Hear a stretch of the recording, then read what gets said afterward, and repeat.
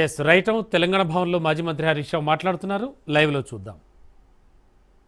భవనం ఉండాలి, ఒక అడ్రస్ ఉండాలి, మాకు ఒకటి ఉన్నది అనేటువంటి గౌరవం ఉండాలని ఏ ముఖ్యమంత్రి ఇయ్యలే, ఏ పార్టీ ఇయ్యలే.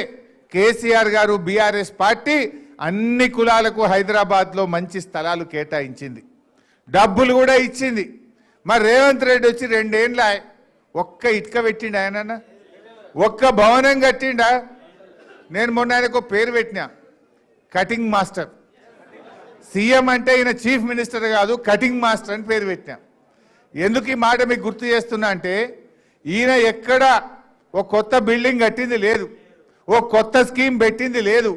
ఉన్న కేసీఆర్ టైంలో కట్టిన బిల్డింగ్లకు పోయి రిబ్బన్ కత్తిరించుడు, కేసీఆర్ గారు పెట్టిన మంచి పథకాలకు కత్తెర పెట్టుడు. ఇప్పుడు మీ కోడలో మీ బిడ్డనో కొండాపూర్ దవాఖానలో కాన్పుకు పోతే కేసీఆర్ కిట్ ఇచ్చి అన్నం పెట్టి ఆటో కిరాయి లేకుండా తల్లిని బిడ్డను ఇంటికాడ దించిందా లేదా ఆ రోజు? ఇప్పుడు రేవంత్ రెడ్డి వచ్చి 2 ఏళ్ళ కేసీఆర్ కిట్ ఉన్నదా? వస్తుందా? 13,000 రూపాయలు వస్తున్నాయా? బంద్ అయిపోయింది. బతుకమ్మకు చీరలు వచ్చినాయి కేసీఆర్ ఉండగా, ఇప్పుడు వస్తున్నాయా? బంద్ అయిపోయినాయి. ఏది చూడు అన్ని బందే. పిల్లలు చదువుకుంటే ఫీజు రియంబర్స్మెంట్ రావాలి, అది బంద్ అయిపోయింది. ఏ పథకం కూడా లేకుండా ఉన్న పథకాలకేమో కత్తెర పెట్టిండు, కేసీఆర్ కట్టిన బిల్డింగ్లకేమో రిబ్బన్లు కత్తిరిస్తుండు.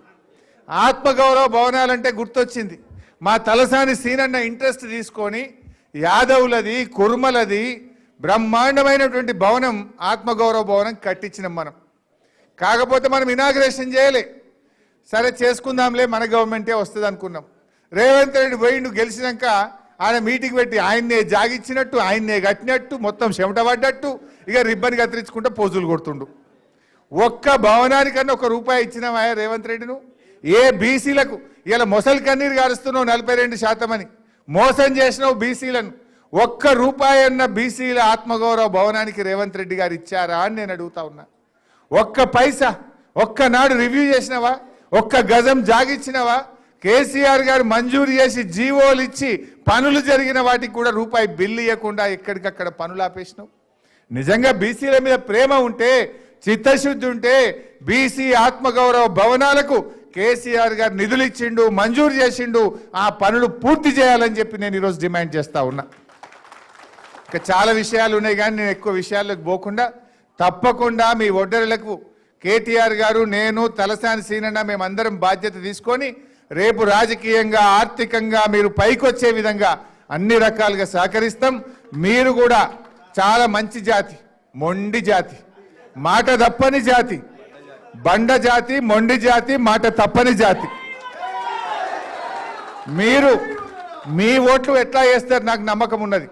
కానీ 15 రోజులు మీ గల్లీలో మన మాగంటి సునీతమ్మ భర్తను కోల్పోయింది. 2 ఆడపిల్లలు, పెళ్లి కాని ఆడపిల్లలు ఉన్నారు, పెళ్లి కాని పిల్లలు ఉన్నారు, చిన్న పిల్లలు ఉన్నారు. ఆ అమ్మాయిని మేము రోడ్డు మీద వదిలేయచ్చినా? అనుకోకుండా గోపి గారు చనిపోయినారు. గోపి గారి కుటుంబాన్ని, జూబ్లీ హిల్స్ను కాపాడుకునే బాధ్యత మాకు ఉండదా? ఎవరైనా సడన్గా చచ్చిపోతే ఆ కుటుంబాన్ని ఇడిచిపెడతామా మనం? వాళ్ళు ఏం మాట్లాడుతున్నారు కాంగ్రెస్ వాళ్ళు? భర్త చనిపోతే భార్యకు దుఃఖం వస్తుంది, ఏడుస్తాం ఎవరమైనా. కుటుంబ సభ్యులు కలిసినా, ఎవరైనా బంధువులు కలిసినా, ఆత్మీయులు కలిసినా ఆ బాధ అనేది కళ్ళల్లో నుంచి మనిషి బాధపడతారు. ఆ అమ్మాయి ఏడుస్తే కూడా ఆ కాంగ్రెస్ మంత్రులు ఏమయ్యా ఏడుస్తున్నావు, యాక్షన్ చేస్తున్నావు అని మాట్లాడొచ్చునా? మా తాత మాది మంచిగా చెప్పిండు, మీ ఇంట్లో వాళ్ళు చచ్చిపోతే ఏడవరావే, భర్త చచ్చిపోతే కూడా ఆడామిని పట్టుకొని గట్లా మాట్లాడతారా అని కాంగ్రెస్ మంత్రులకు చెంపలు వాయించిండు మా తాత మధు. అంటే ఎంత మనుషులకు మానవత్వం లేదు. ఒక ఆడబిడ్డ భర్తను కోల్పోయి 2 చిన్న పిల్లలు ఉన్నారు, పెళ్లి కాని ఆడపిల్లలు ఉంటే ఎంత బాధ ఉంటుంది? ఒక ఆడపిల్ల పెళ్లి చేయాలంటే భర్త లేని సంసారం ఎంత బాధ ఉంటుందో మనకు తెలియదా అమ్మ? భర్తను కోల్పోయిన వాళ్ళకి ఆ దుఃఖం తెలుస్తుంది. కానీ విలువలు లేకుండా ఈ కాంగ్రెస్ మంత్రులు ఆ అమ్మాయి పట్ల చాలా దారుణంగా మాట్లాడినారు. అందుకే నేను మా అక్కజెల్లెలు చాలా మంది ఉన్నారు, ఆ రకంగా మాట్లాడిన వాళ్ళకు మీ ఓటుతో గుణపాఠం చెప్పాలి. ఆ సునీతమ్మకు మీరు అండగా ఉండండి. సునీతమ్మ మీ కష్టాల్లో ఉంటుంది, మీకు అన్ని పనులు చేసి పెడుతుంది.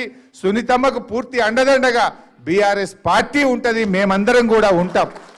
అందువల్ల మీరు 2-3 రోజులు కష్టపడి మీ ఓట్లే కాదు ప్రతి ఒక్కరి ఓటు 11వ తారీఖు నాడు పోలింగ్ బూత్కు పోవాలి. కారుకు సునీతమ్మకు పడేటట్టుగా ఓటింగ్ కూడా వేయాలి. సెలవు వచ్చింది కదా ఇంటికాడ ఉండకురి మా మగోళ్ళు.